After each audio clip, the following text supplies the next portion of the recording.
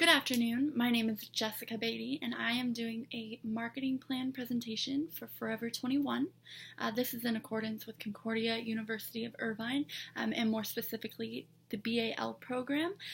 The assignment was to create a marketing plan for an existing company, and this is for my Marketing for Results class. So first of all, I wanted to just share why I chose Forever 21. Since I was a little girl, I've always kind of admired their clothing, and I know that they always have new items, and I was always trying to get my mom to buy me things from Forever 21. So I decided that I would go a little bit deeper into their business, and that's how I came up with this presentation. So for the presentation, I wanted to just kind of go over the structure of the company and their target demographics, and then talk about a new product line and the marketing plan for that product line. So Forever 21 was founded in 1984 by Do-Wan Chang, also known as Don Chang. It's a family-owned business, and it started in Los Angeles, California. It was first called Fashion 21, and the target demographic was middle-aged women, but as sales increased and their target audience started to fade out a little bit, they decided to kind of transition their clothing, their brand, into what is now targeting the younger generation, so young men and women, mostly teens and young adults. And so this is a family-owned business, like I said, and the daughters of Do-Wan Chang are heavily involved in the marketing and sales sides of the company. And in interviews, they've discussed how social media has been their biggest platform for advertising, just because that's how you reach the younger teens, younger generations. They're more tech savvy, and so television ads and stuff like billboards don't work as well. So the head of sales, she did talk about their Facebook page. In 2011, they had about 5 million fans, 5 million likes on Facebook. Now they have quite a bit more, as well as Twitter. They're very active on Twitter. They do a lot of promotions, a lot of sales through Twitter. So they've really been using their background with social media as their platform and just staying on that to keep costs of advertising low. So like I said, their target demographic is that they mostly market to younger men and women. The men's side isn't quite as big as a department as women's. The women's, there's clothing and accessories, jewelry, anything like that. There's shoes, they have purses, and they have some makeup. And so my idea was to bring in a new skincare line that consists of face washes, face lotions, makeup wipes, serums, anything like that, because I believe that the company is in line with what younger generations want.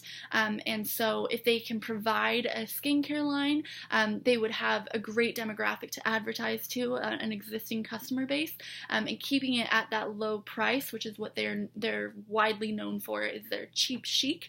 If they stick with that and they stay with that, I believe that they could profit very well.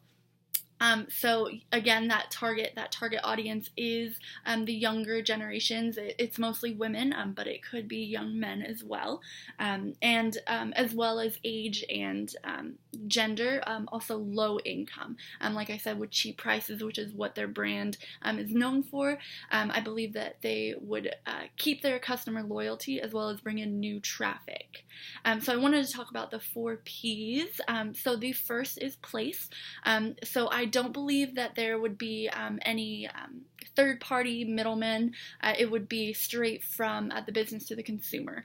And so I would want to sell it in stores, and more specifically to have it set up kind of like Sephora or MAC Cosmetics, where there's individual counters with technicians at those counters that will talk to aid the consumer, as well as sell to them. So I think that would be a really important part of sales, because social media is one way to do it, but we also need word of mouth. So I think having merchandise on counters out for display and for testing products, as well as having technicians there to help consumers and upsell any of the products that are packaged together, or any kind of promotions, just to kind of let consumers know that that's what's going on. So like I said, the channel of distribution would be straight from Forever 21 to the consumer. There would be no business middlemen. So they would have better oversight as to how the brand is doing in that department, as well as keep low costs. The second P is promotion, so how they would promote their items, their new items. I believe that, like I said, social media would do a great deal of the work for them. In addition, seasonal promotions, and for the startup, perhaps employee discounts and buy one get one free, the BOGO, anything like that would work. And really, we really just have to get word of mouth. And having an online store, having any kind of printout coupons, anything like that, perhaps maybe even student discounts. I've been thinking about that, just for, because students tend to have lower incomes, so having a student discount may, jumpstart that and give incentive for students to begin shopping there. So that's the promotion. We also have, so pricing is the third P, and that would be, like I said, it would be cheaper than alternatives. So I was thinking around $10 for the face wash, $6 to $10 for a face wash, which is normally it could be anywhere if you go to competitors at, $10 to, it could be as high as $40 for a bottle of face wash. So we kind of just want to show the people that having these products, it doesn't have to be expensive. It doesn't have to be, too high end for anyone to afford.